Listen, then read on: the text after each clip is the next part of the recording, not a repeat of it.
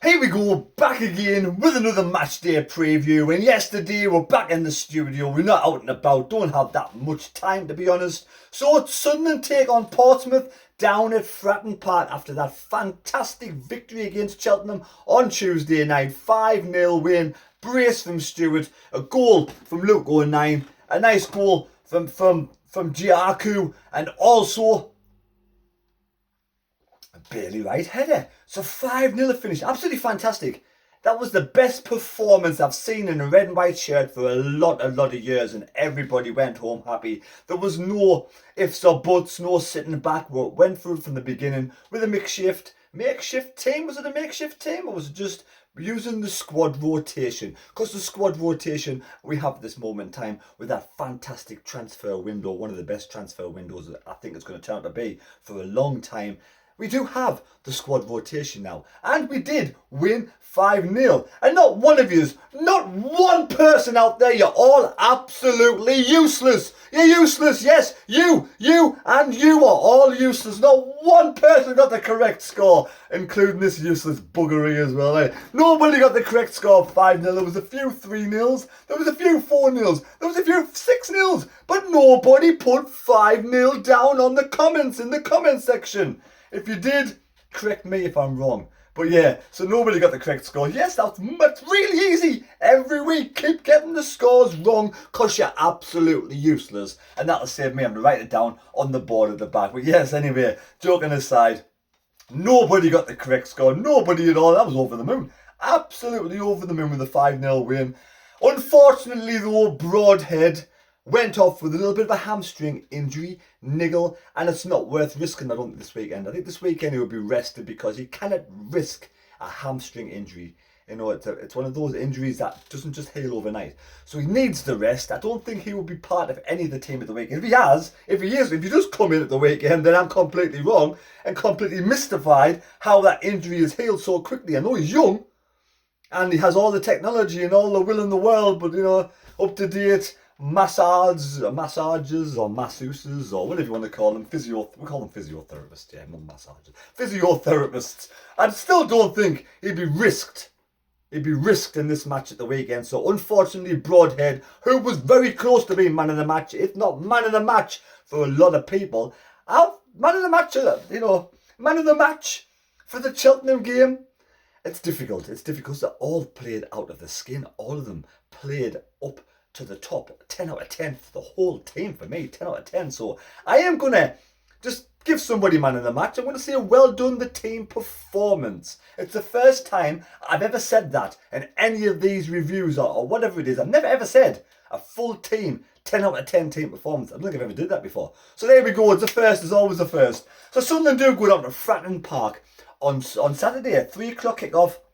Now Fratton Park, Portsmouth founded in 1898, 123 years young. They have a 20,000 capacity now. It's been reduced. I don't know if it's been reduced because something's happening with one of the stands or what, or whether it's to do with COVID or all seating. But it's a full house. It's sold out. It's the first time Danny Cowley, as the manager, has had a full house at Fratton Park. Now, Fratton Park's been in use from the beginning.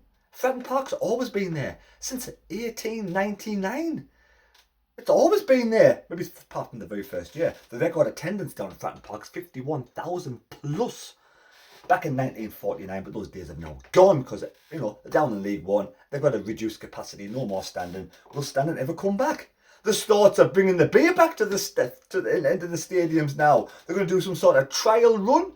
I think it's non-league, or is it League 1 and League 2? I'm not quite sure where they're going to bring. You can drink at the seats, buy a pint, come back to the seat and watch the match.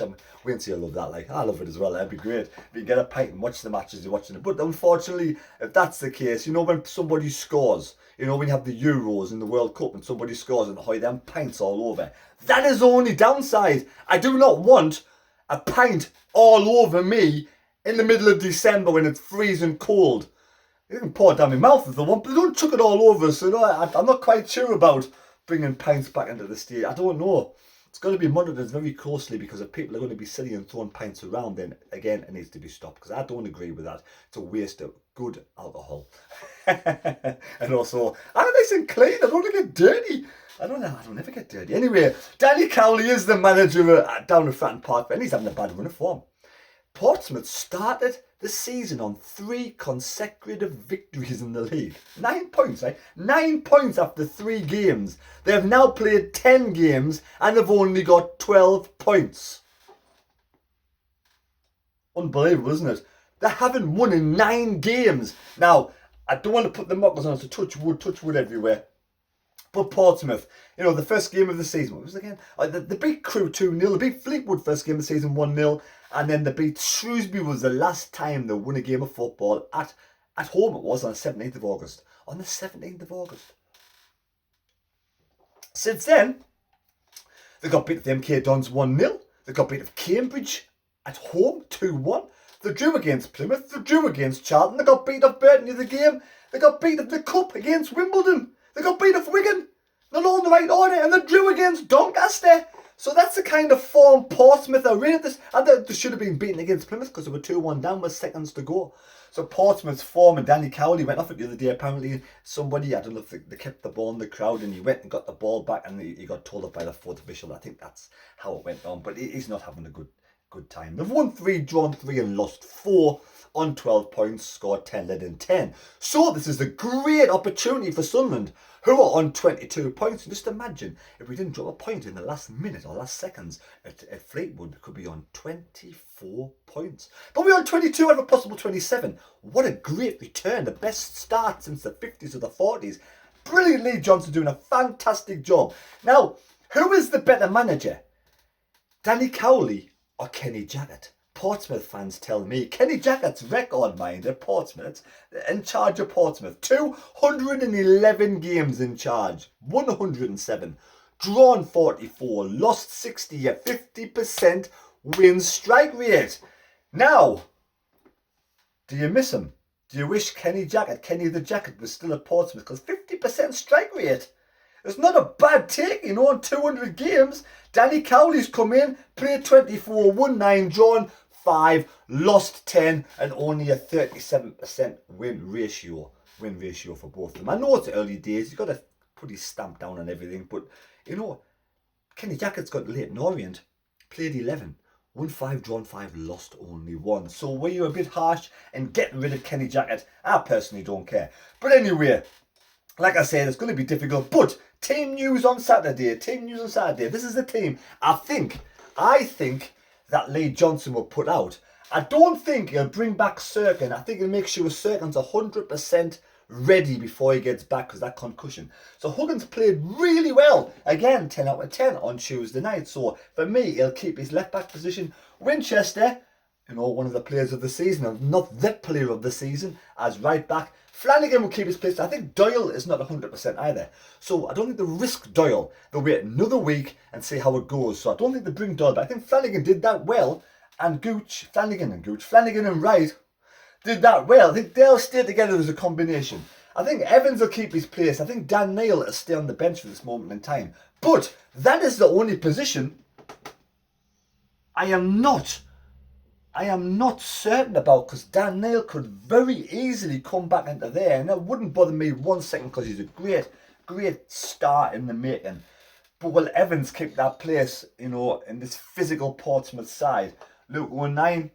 Now Pritchard, because Broadhead won't be playing with a hamstring problem, Pritchard and Embleton. Will Pritchard jump back ahead of Aidan O'Brien and come back into the centre? Or can Aidan O'Brien prefers the centre. Now Aidan O'Brien there and Dan Neil there could be a good combination.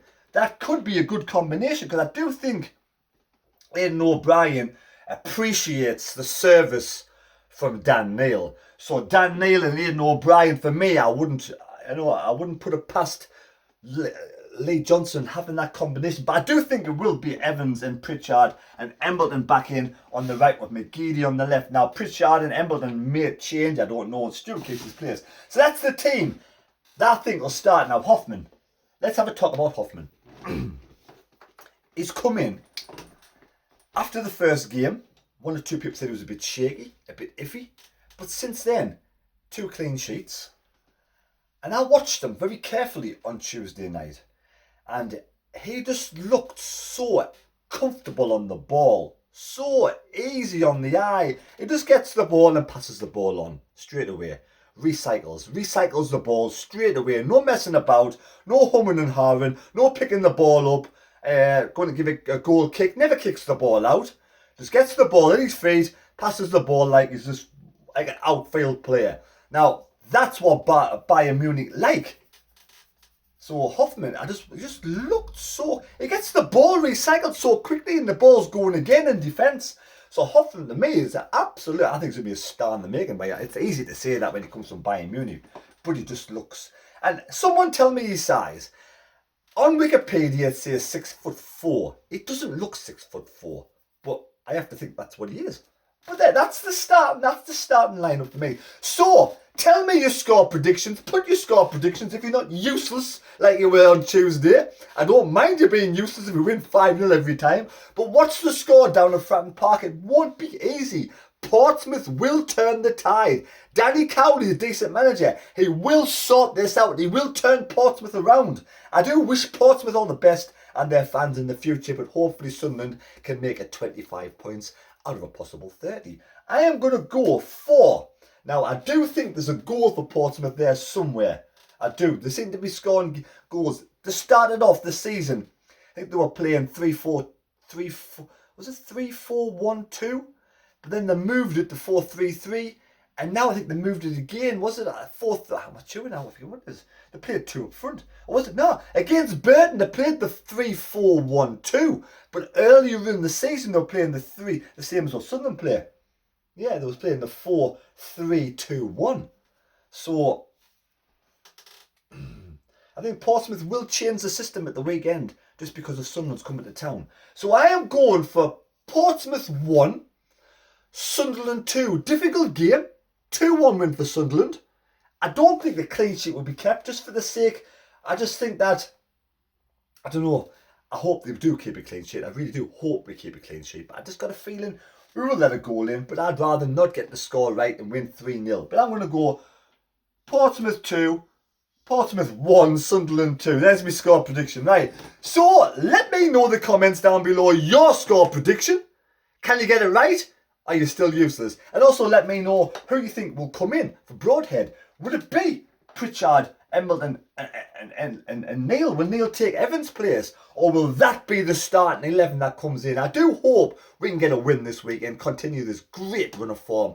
Great start of the season. Fantastic start of the season. I will be doing a match, a live stream on Saturday. I will be streaming the game live, my unorthodox way. Yes, I will be doing a live commentary. So feel free to join in, pop over and see us, whether you pop over and see me after you've been to SFC Fan TV, or I say, come on, see me, then go to SFC Fan TV as well. Whatever you want, just pop over for 5 minutes and say hello, be much appreciated.